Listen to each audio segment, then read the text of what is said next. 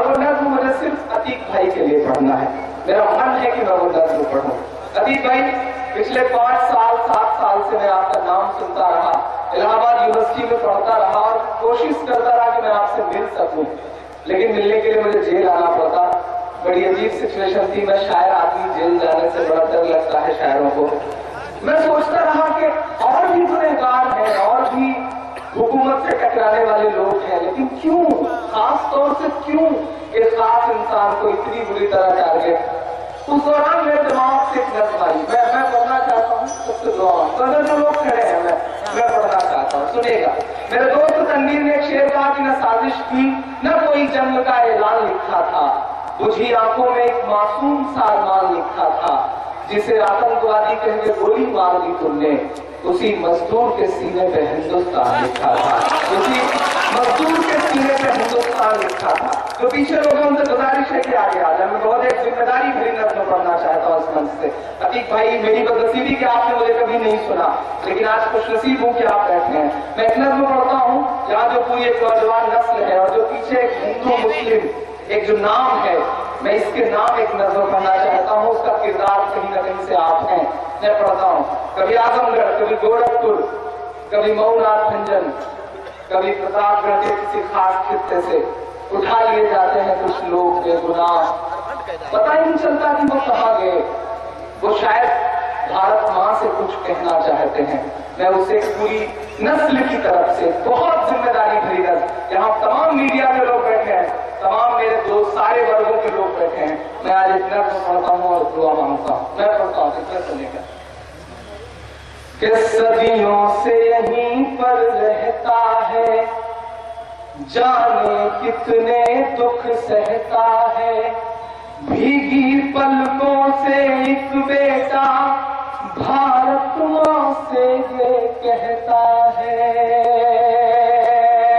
सदियों से यहीं पर रहता है, जाने कितने दुख सहता है, भीगी पलकों से एक बेटा भारत माँ से ये कहता है, उड़ के हम सब के गोद में तेरी खाक ओढ़ कर लेते हैं माँ, हम भी तेरे बेटे हैं माँ, हम भी तेरे बेटे हैं माँ, हम भी तेरे बेटे हैं माँ, हम भी तेरे बेटे हैं।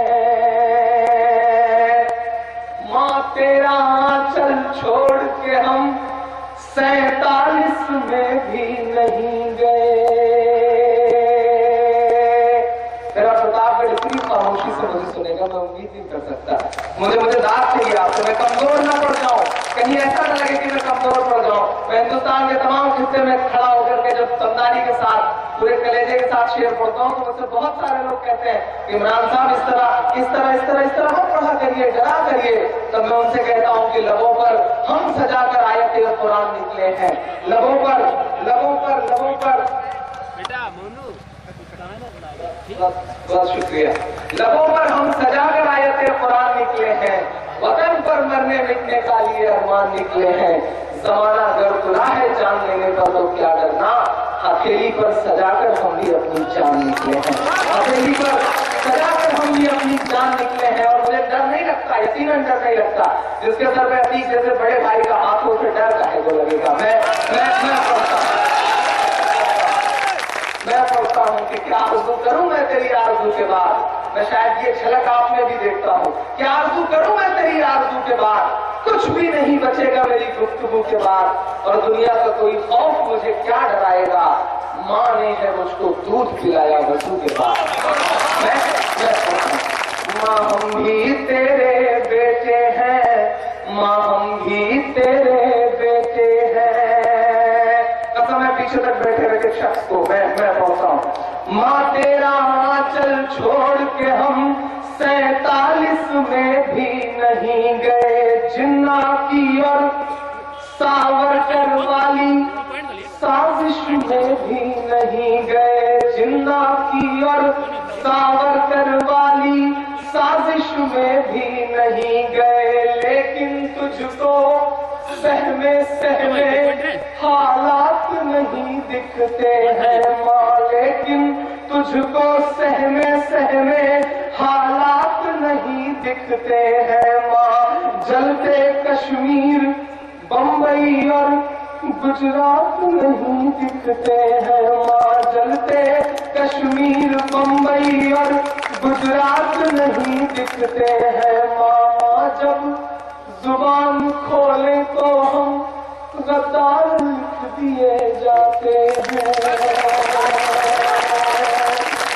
माँ, जब जुबान खोले तो हम गद्दार लिख दिए जाते हैं। हर एक हादसे के हम जिम्मेदार लिख दिए जाते हैं, हर एक हादसे के हम जिम्मेदार लिख दिए जाते हैं। एक बार मैं अतीक भाई से मिला था, मैंने पूछा अतीक भाई आप हमेशा पगड़ी क्यों बांधे रहते हैं? जो जवाब दिया था इन्होंने उसे एक मिसरे में खिलौता, हर एक हादसे के हम जिम्मेदार लिख दिए जाते हैं। जब पड़ी जरूरत तब तब हमने, एक शख्स का हाथ हमें उठना चाहिए अगले मिसरे पर, जब पड़ी जरूरत तब तब हमने सर पर कफन लपेटे हैं, हम भी तेरे बेटे हैं, हम भी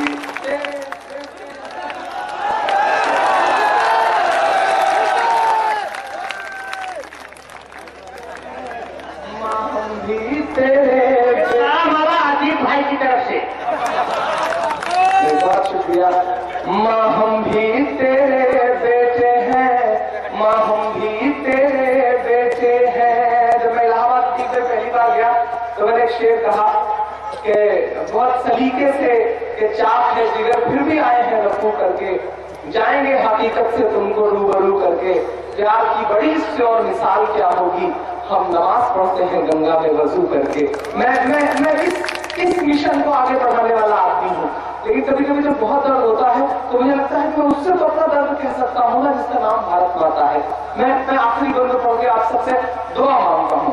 माँ हम भी तेरे बेटे हैं, माँ हम भी तेरे बेटे हैं।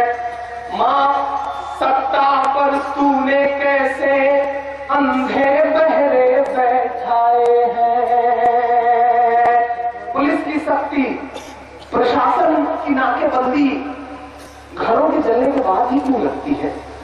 क्यों खामोश है हुकूमत? 9 महीने 8 महीने 22 सांप्रदायिक झड़पें मैं पढ़ता हूं। मां सत्ता पर तूने कैसे अंधे बहरे बैठाए हैं, हम सबकी सांसों तक पर देखो तो पहरे बैठाए हैं, हम सबकी सांसों तक पर देखो तो पहरे बैठाए हैं।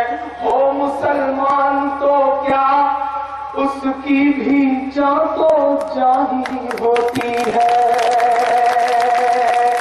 मुझे मेरे प्रतापगढ़ के हर एक शख्स से दाद चाहिए, शायद इससे बेहतर कोई बेटा, छोटा बेटा अपनी माँ से आजिज़ी के साथ अपनी बात नहीं कह सकता। हो मुसलमान तो क्या उसकी भी जान तो जाही होती है, हो मुसलमान तो क्या उसकी भी जान तो जाही होती है। बेटा कैसा भी हो जाए पर माँ तो माँ ही होती है, बेटा कैसा भी हो जाए पर माँ तो माँ ही होती है। तू झांक के दिल में देख जरा, तू झांक के दिल में देख जरा, हम कितना दर्द समेटे हैं माँ, हम भी तेरे बेटे हैं, माँ हम भी तेरे बेटे हैं, माँ हम भी तेरे बेटे हैं, माँ हम भी तेरे बेटे हैं, माँ हम भी तेरे बेटे हैं।